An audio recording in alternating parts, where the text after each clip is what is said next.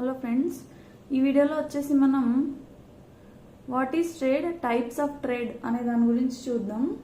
ఇది వచ్చేసి business organisation మేనేజ్మెంట్లో డిగ్రీ ఫస్ట్ సెమ్ వాళ్ళది ఇంపార్టెంట్ క్వశ్చన్స్లో మనము క్వశ్చన్ అండ్ ఆన్సర్స్ ఎక్స్ప్లెయిన్ చేసుకుంటున్నాం కదా, 1 by 1. దీన్ని నెక్స్ట్ క్వశ్చన్ అనమాట. ఇది ఇంతకుముందు ఆల్రెడీ కొన్ని క్వశ్చన్స్ అయితే నేను ఎక్స్ప్లెయిన్ చేసినాను.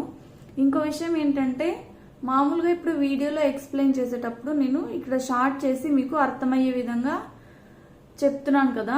కాకపోతే వెబ్సైట్లో ఏంటంటే దీనికి సంబంధించిన ఫెయిర్ ఆన్సర్, అంటే ఇప్పుడు మీరు ఎగ్జామ్లో ఎలా రాయొచ్చో డైరెక్ట్గా అలా మేము వెబ్సైట్లో పెడుతున్నాం అనమాట. ఆ వెబ్సైట్కి సంబంధించిన లింక్ కూడా నేను కింద డిస్క్రిప్షన్ బాక్స్లో లింక్ ఇస్తాను, కావాలంటే ఎవరైనా వెళ్ళి చెక్ చేయొచ్చు. ఇంకో విషయం ఏంటంటే, మీరు నేర్చుకునేటప్పుడు ఇలా షార్ట్ కట్స్లో నేర్చుకున్నా పర్వాలేదు, కానీ ఎగ్జామ్కి ప్రెజెంట్ చేయడానికి మాత్రం చదువుకునేటప్పుడు ఫుల్ ఆన్సర్ చదువుకొని వెళ్ళండి. ఎందుకు అంటే, మీరు ఒక 10 లైన్లు చదువుకొని వెళ్తే ఎగ్జామ్లో వెళ్ళి రాసేసరికి అక్కడికి వెళ్ళేసరికి మీకు ఒక 6 లైన్లు 7 లైన్లు మాత్రమే గుర్తుకు రావచ్చు. ఒక్కొక్కసారి ఇంకా అంతకంటే తక్కువ కూడా గుర్తుకు రావచ్చు. అది మీరు నేర్చుకునేటప్పుడే 2-3 లైన్లో నేర్చుకున్నారనుకోండి షార్ట్ కట్లు అన్నట్టు, ఇంకా అక్కడికి వెళ్ళి అది అంత కొంచెము రాస్తే అక్కడ మార్క్స్ అనేది ఫుల్గా రావడానికి ఛాన్స్ ఉండదు అనమాట. అందుకోసమని మేము వెబ్సైట్లో ఫెయిర్ ఆన్సర్స్ అంటే ఫుల్ లెంతీగా పోస్ట్ చేస్తున్నాము. వెళ్ళి ఒకసారి triloky6600.com కూడా వెబ్సైట్ని విజిట్ చేయండి. అక్కడ మీకు అన్ని ఉపయోగపడేటివి ఉన్నాయి. ఓకే, ఇప్పుడు మనం టాపిక్లోకి అయితే వెళ్ళిపోదాం. అసలు ట్రేడ్ మీనింగ్ ఏంటో చూద్దాం ఒకసారి. ట్రేడ్ అంటే ఏంటంటే, buying and selling of goods or services between 2 persons or 2 business organisations or 2 countries. Goods ఒకటే కాదు, సర్వీసెస్ ఒకటే అని కాదు. సేల్స్ అయితే బయింగ్ అండ్ సెల్లింగ్, సర్వీసెస్ కూడా అంతే. వీటిని సేల్ చేయడం కానీ లేదా బై చేయడం కానీ, ఈ 2 వ్యక్తుల మధ్య లేదా 2 ఆర్గనైజేషన్స్ మధ్య లేదా 2 కంట్రీస్ మధ్యలో జరిగేదాన్ని ఏదాన్నైనా సరే ట్రేడ్ అని అంటారనమాట. ఈ ట్రేడ్ అనేది 2 types. ఫస్ట్ వచ్చేసి డొమెస్టిక్ ట్రేడ్, నెక్స్ట్ వచ్చేసి ఇంటర్నేషనల్ ట్రేడ్. ఈ డొమెస్టిక్ ట్రేడ్ని హోమ్ ట్రేడ్ అని కూడా అంటారు, ఇంటర్నేషనల్ ట్రేడ్ని ఫారిన్ ట్రేడ్ అని కూడా అంటారనమాట. ఈ డొమెస్టిక్ ట్రేడ్కి మళ్ళీ ఫీచర్స్ ఏంటో చూద్దాం మనము. ఫస్ట్ డొమెస్టిక్ ట్రేడ్ అంటే ఏంటో చూద్దాము. డొమెస్టిక్ ట్రేడ్ అంటే with in the geographical boundaries of A nation, అంటే మన లోపల విత్ ఇన్ ద కంట్రీ, మన కంట్రీ లోపల మాత్రమే జరిగేదాన్ని డొమెస్టిక్ ట్రేడ్ అని అంటారనమాట. whereas the trade which takes place with other countries is known as international trade. International trade అంటే ఇతర దేశాలతో జరిగేదాన్ని, ఇది మన దేశం లోపలనే జరిగేదాన్ని డొమెస్టిక్ ట్రేడ్ అంటారు. వేరే కంట్రీస్తో జరిగేదాన్ని ఇంటర్నేషనల్ ట్రేడ్ అంటారు అనమాట. ఫస్ట్ ఈ డొమెస్టిక్ ట్రేడ్ యొక్క ఫీచర్స్ ఏంటంటే, with in the boundaries of same country, మన కంట్రీ అని కాదు, ఎక్కడైతే స్టార్ట్ చేసింటామో, ఎక్కడైతే సేలింగ్ బయింగ్ 2 ఒకే కంట్రీలో జరిగేదాన్ని డొమెస్టిక్ ట్రేడ్ అని అంటారనమాట. ఇక్కడ మెయిన్గా ఏంటంటే రైల్వేస్ తర్వాత రోడ్వేస్ని యూజ్ చేసుకుంటాం మనము గూడ్స్ని సేల్ చేయడానికి లేదా పర్చేస్ చేయడానికి. అంటే ఏంటి అంటే విత్ ఇన్ లోకల్లో అనమాట. అదే ఇప్పుడు ఎయిర్వేస్ లేదా పోర్ట్ అంటే సముద్రాల్లో అలా అన్నప్పుడు మరి ఇంటర్నేషనల్ ట్రేడ్ కిందకి వస్తుంది. ఇక్కడ ఏంటి రైల్వేస్ మరి రోడ్వేస్ మాత్రమే. ఇంకో విషయం ఏంటంటే, ఇక్కడ డొమెస్టిక్ ట్రేడ్లో మనం ఏదైనా వస్తువులు కొన్నా లేదా అమ్మినా లేదా సేవలను తీసుకున్నా కూడా అక్కడ మన ట్రాన్సాక్షన్స్ అన్నీ కూడా హోమ్ కంట్రీ కరెన్సీ ఏదైతే ఉందో దానిలో మాత్రమే జరుగుతాయి అన్నమాట. ఈ ట్రాన్సాక్షన్స్ ఎవరెవరి మధ్య జరుగుతాయి అంటే ప్రొడ్యూసర్స్, కన్జ్యూమర్స్, అలాగే మిడిల్ మెన్ కూడా, వీళ్ళందరి మధ్య కూడా ట్రాన్సాక్షన్స్ జరుగుతాయి. నెక్స్ట్ వచ్చేసి దీంట్లో 2 types ఉన్నాయన్నమాట. ఈ ట్రేడ్లో 2 types ఆఫ్ ట్రేడర్స్ ఉన్నారనమాట. వాళ్ళు వచ్చేసి హోల్సేల్ ట్రేడర్, నెక్స్ట్ వచ్చేసి రీటైల్ ట్రేడర్.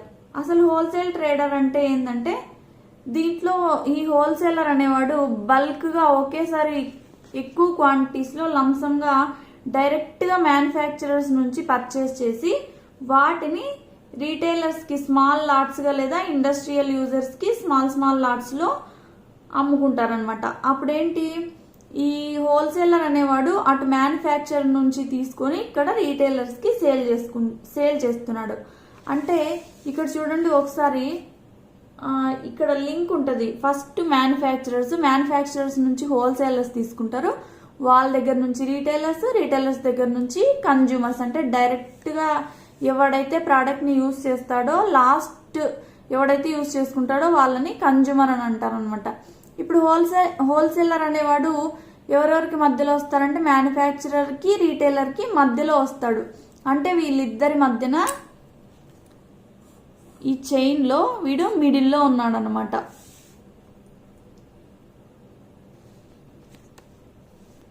ఇక్కడ ఈ హోల్సేలర్ అనేవాడు ఏవి తీసుకున్నా మళ్ళీ రీసేల్ కోసమే.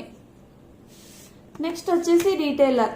ఈ రీటైలర్ అంటే ఏంది, హోల్సేలర్స్ నుంచి పర్చేస్ చేసి వాటిని మళ్ళీ డైరెక్ట్గా కన్జ్యూమర్స్కి సేల్ చేస్తారనమాట. వీళ్ళలాగా స్మాల్ లాట్స్ లాగా కాకోకుండా వెరీ స్మాల్ క్వాంటిటీస్లో అమ్ముతారు. ఇవేంటంటే ఎక్కువగా లోకల్ షాప్స్, చిన్న షాప్స్ ఉంటాయి కదా. ఎగ్జాంపుల్ వచ్చేసి డిపార్ట్మెంటల్ స్టోర్స్,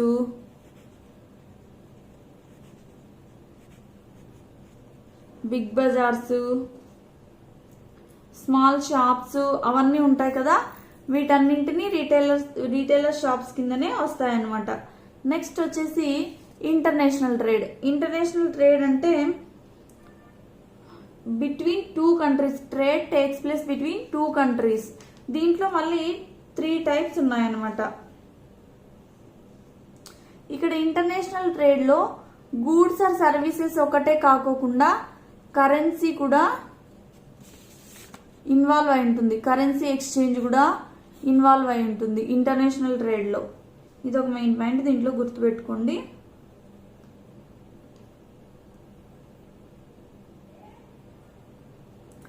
ఇక్కడ ఏంటంటే సేల్ చేసేది ఒక కంట్రీ నుంచి వేరే కంట్రీ వాళ్ళకనమాట. అంటే కన్జ్యూమర్స్ వేరే కంట్రీలో ఉంటారు, సెల్లర్స్ వేరే కంట్రీలో ఉంటారు. దీంట్లో వచ్చేసి 3 types ఉన్నాయి.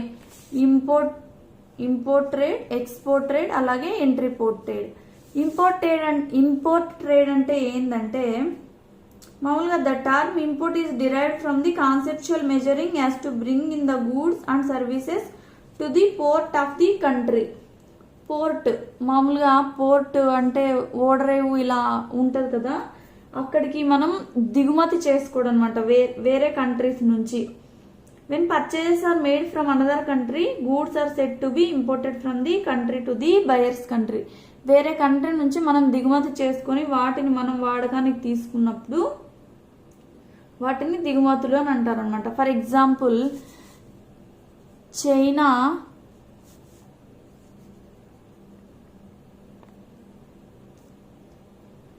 చైనా అనేది టెక్నాలజీలో బాగా ముందుంది. అప్పుడు ఏం చేస్తున్నాం, మనం వాళ్ళ దగ్గర నుంచి ఎలక్ట్రానికల్ గూడ్స్ పర్చేజ్ చేసుకుంటున్నాం అనమాట. ఎక్కడికి, ఇండియాకి. చైనా నుంచి ఇండియాకి గూడ్స్ ఇంపోర్ట్ చేసుకుంటున్నాం. అంటే వేరే కంట్రీలో సెల్లర్ ఉన్నారు, ఇక్కడ కన్జ్యూమర్ వేరే కంట్రీలో ఉన్నారనమాట. దీన్ని ఇంపోర్ట్ అని అంటారు. అలాగే ఎక్స్పోర్ట్స్ అంటే ఏంటి అంటే మన కంట్రీ నుంచి వేరే వాళ్ళకి ఎగుమతి చేయడం అనమాట. ఇప్పుడు ఫర్ ఎగ్జాంపుల్ మన కంట్రీలో డైమండ్స్ బాగా ఎక్కువ ఉన్నాయి, మనం వాటిని వేరే కంట్రీస్కి ఎక్స్పోర్ట్ చేస్తున్నాం అనమాట. నెక్స్ట్ వచ్చేసి ఎంట్రీ పోర్ట్ ట్రేడ్ అంటే ఏంటంటే ఒక కంట్రీ నుంచి ఇంకో కంట్రీలోకి తీసుకొని వచ్చి వాటిని మళ్ళీ రీసేల్ కోసం ఇంకో కంట్రీ కోసం రీసేల్ చేయడం అనమాట. అంటే ఇప్పుడు చూడండి 1 2 3 ఫస్ట్ కంట్రీ నుంచి సెకండ్ కంట్రీకి తీసుకొని వచ్చి ఇక్కడ నుంచి మళ్ళీ థర్డ్ కంట్రీకి తీసుకోవడం. కానీ ఈడ జస్ట్ మనం గూడ్స్ని తీసుకొని వస్తున్నాం, కానీ వీటిని ఇక్కడ వాడడం లేదు. ఇక్కడ లాస్ట్ కంట్రీ ఏదైతే ఉందో థర్డ్ కంట్రీ, దీంట్లో అల్టిమేట్ యూజర్ ఎవరైతే ఉన్నారో వాళ్ళు ఈ థర్డ్ కంట్రీలో ఉన్నారనమాట. ఎగ్జాంపుల్ ఒక చెప్తాను చూడండి. India importing oil seeds from America and exporting the same to Malaysia. ఇక్కడ నుంచి ఆయిల్ సీడ్స్ తీసుకొని ఇండియాలోకి తెచ్చి ఇక్కడ నుంచి మళ్ళీ సేమ్ వాటిని మలేషియాకి ఎక్స్పోర్ట్ చేస్తుంది అని ఒక ఎగ్జాంపుల్ అన్నమాట. దీన్ని ఎంట్రీ పోర్ట్ ట్రేడ్ అని అంటారు.